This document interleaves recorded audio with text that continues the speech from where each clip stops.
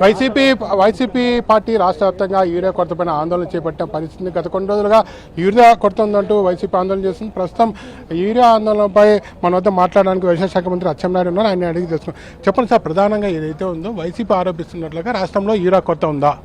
YCP కొరత ఉందేమో, రైతుకు కొరత లేదు. ఎందుకంటే నేను క్లోజ్గా చూస్తున్నాను. ముఖ్యమంత్రి గారు కూడా ఎవ్రీడే దీన్ని పర్యవేక్షిస్తున్నారు. సఫిషియెంట్ యూరియా ఉంది. రైతుల్లో ఒక అభద్రతా భావం వచ్చింది. రైతులకి మళ్ళీ యూరియా రాదేమో అని ఒక ఆందోళనతో ఈ విధమైనటువంటి యాటిట్యూడ్ ఉంది తప్ప రైతులు సఫిషియెంట్గా ఉంది. అందుకే నేను ఈరోజు రైతులందరికీ కోరుతున్నాను, ఎవరు ఆందోళన చెందవలసిన అవసరం లేదు. మీకు ఏ విడతలో కావాల్సినటువంటి యూరియా ఆ విడతలో తీసుకెళ్ళండి. సెకండ్ విడతలో మళ్ళీ ఇస్తాం, థర్డ్ విడతలో ఇస్తాం. మీరు ఒకవేళ హార్టికల్చర్ క్రాప్స్ పెట్టుకుంటే దానికి ఇస్తాం. రబీకి కూడా మళ్ళీ 9,50,000 అదనంగా ఇస్తున్నాం. కాబట్టి ఎవరు ఆందోళన చెందకుండా శాస్త్రవేత్తలు చెప్పినట్టుగా అసలు ఎకరాకి 25 కేజీలు వేయాలి, బస్తాలు వేసేస్తున్నారు. బాగా పంట వస్తుంది, దిగుబడి. దీనివల్ల మనం ప్రాణాలు పోగొట్టుకోవడానికి క్యాన్సర్ కొని తెచ్చుకున్నట్టుగా అవుతుంది. కాబట్టి ఈరోజు ఇంకా ఒక స్టెప్ ముందుకేసి వ్యవసాయ శాఖ అధికారులతో టీంలేసి అవుట్రీచ్ కింద వరకు వెళ్ళి రైతులకు చైతన్యపరిచి ఎంత యూరియా వాడాలి, మీకు ఎంత అందింది, ఎక్కడైనా సమస్యలు ఉన్నాయా తెలుసుకొని ప్రతి ఒక్కరికి యూరియా ఇచ్చే కార్యక్రమాన్ని శ్రీకారం చుట్టాం. ఇప్పటికే స్ట్రీమ్ లైన్ అయింది. మళ్ళీ నిన్న ముఖ్యమంత్రి గారు కేంద్ర మంత్రి గారితో మాట్లాడితే 50,000 మెట్రిక్ టన్నులు అలాట్ చేశారు. అది ఈవేళ రేపు వస్తుంది. మళ్ళీ ఈ నెలలో ఇంకొక 1,00,000 మెట్రిక్ టన్నులు వస్తుంది. ఇవన్నీ వస్తాయి, ఎవరు ఆందోళన చెందొద్దు. ఇంకొక మాట కూడా, ఎవరైతే రైతులు ఉన్నారు రేపు రబీకి అవసరమైంది కూడా కొంతమంది ఉంచుకుంటున్నారు. రబీకి సపరేట్గా 9,50,000 మెట్రిక్ టన్నులు సపరేట్గా తీసుకొచ్చాం, అది కూడా అందిస్తాం. కాబట్టి ఎవరు ఆందోళన చెందవలసిన అవసరం లేదు. ఈరోజు వైసీపీ పార్టీ దిక్కుమాలిన పార్టీ 5 సంవత్సరాలు వ్యవసాయాన్ని పూర్తిగా భ్రష్టు పట్టించారు. ఈరోజు సమస్యలు లేవని వచ్చాయి, సమస్యను అధిగమిస్తున్నాం.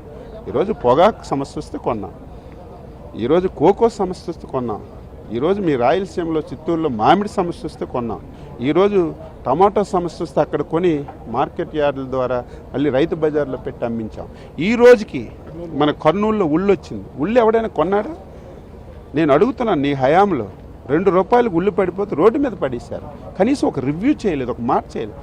ఈరోజు ధర తగ్గిపోతే 1,200 పెట్టాం. ఎక్కడ కర్నూలు ఉల్లి 1,200 పలకడం లేదు.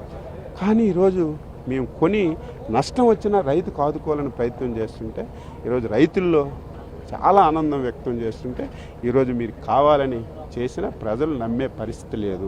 ఏదో కొత్తగా నువ్వు వస్తే నమ్ముతారేమో. 5 సంవత్సరాలు వ్యవసాయానికి నువ్వు చేసినటువంటి నిర్వాహం ప్రతి ఒక్కరికి తెలిసింది. భవిష్యత్తులో కూడా నీకు నమ్మే పరిస్థితి ఉండదని స్పష్టంగా. ఆందోళన చేస్తుంటే ఎక్కడికక్కడ పోలీసులు పెట్టి అడ్డుకుంటుంది, మాకు ర్యాలీలు, నిరసన ర్యాలీలు అని చెప్పి వైసీపీ ఆరోపిస్తున్న పరిస్థితి. సిగ్గుండాలి కదా. నువ్వు లేవు 5 సంవత్సరాలు. మేము ఎక్కడైనా ఇంట్లో నుంచి బయటకు మేము వచ్చామా? ఈరోజు స్వేచ్ఛగా మీరు వచ్చి స్వేచ్ఛగా ఎక్కడికక్కడ మీ కార్యక్రమాలు చేసుకుంటున్నారు. 5 సంవత్సరాలు మాకే సిగ్గుండాలి కదా మాట్లాడడానికి.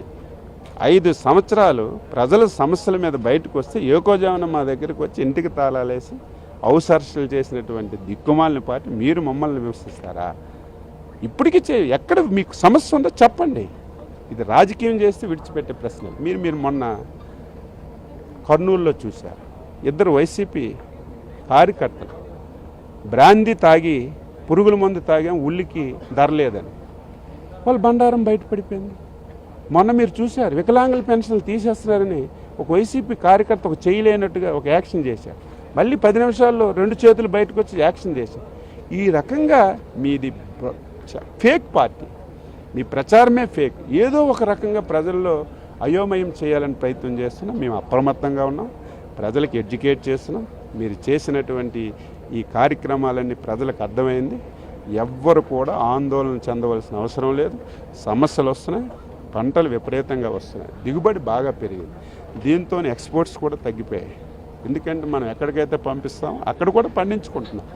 అయినా సమస్యలు అధిగమించడానికి అన్ని ప్రయత్నాలు చేస్తున్నాం. చివరిగా చెప్పండి, ప్రధానంగా రాయలసీమ పైన టీడీపీ ప్రత్యేక దృష్టి సారించిన పరిస్థితి ఉంది. మొన్న మోహనాడ అయితే కానీ వైనాడ్ పులివెందుల జెడ్పీటీసీ కానీ ఇవాళ ఏదైతే ఉందో సూపర్ హిట్ సూపర్ 6 ప్రోగ్రామ్ కూడా రాయలసీమ వేదికగా నిర్వహించడానికి కారణం ఏమి? అంటే రాయలసీమ పైన పూర్తి పట్టు సాధించడానికి ఈ సభలు ఏర్పాటు చేస్తున్నాను. పట్టు సాధించడానికి కాదు, ఎప్పుడు రాయలసీమలో కొంత రిజల్ట్స్లో తేడా ఉండేది.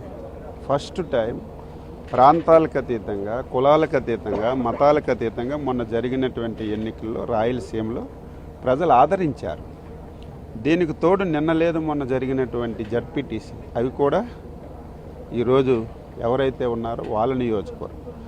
ఎంత ప్రజలు ఆదరిస్తున్నప్పుడు మనం వాళ్ళకు కూడా ఒక కాన్ఫిడెంట్ ఇవ్వాలి, ఒక నమ్మకాన్ని ఇవ్వాలి.